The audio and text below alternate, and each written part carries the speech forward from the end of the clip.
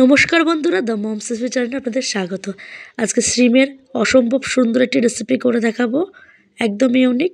তার জন্য কড়াইতে এখানে তেল দিয়ে দিয়েছি, দিয়ে দিলাম গোটা কালো জিরে, দিয়ে দিচ্ছি কেটে রাখা শিমগুলো দিয়ে খুব ভালো করে একটু নেড়ে চেড়ে নিচ্ছি।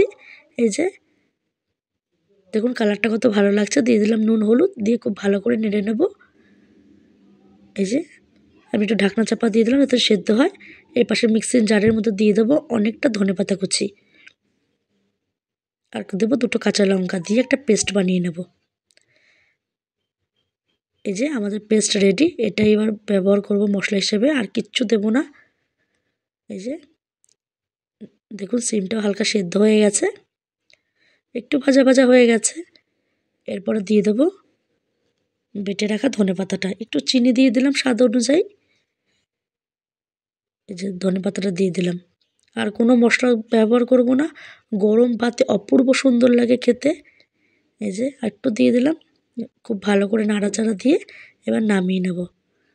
এই যে প্রায় হয়ে এসেছে রান্নাটি, একদম চটজলদি কিন্তু ইউনিক। এই যে নামিয়ে নিয়েছি, দেখুন কতটা সুন্দর হয়েছে। গরম ভাতে শীতের সকালে একদম জমে যাবে। ভালো লাগলে লাইক কমেন্ট সাবস্ক্রাইব করবেন, চ্যানেলটির পাশে থাকবেন। অবশ্যই কমেন্ট করে জানাবেন সিমের এই নতুন নতুন রেসিপিটি আপনাদের কেমন লাগলো। ধন্যবাদ।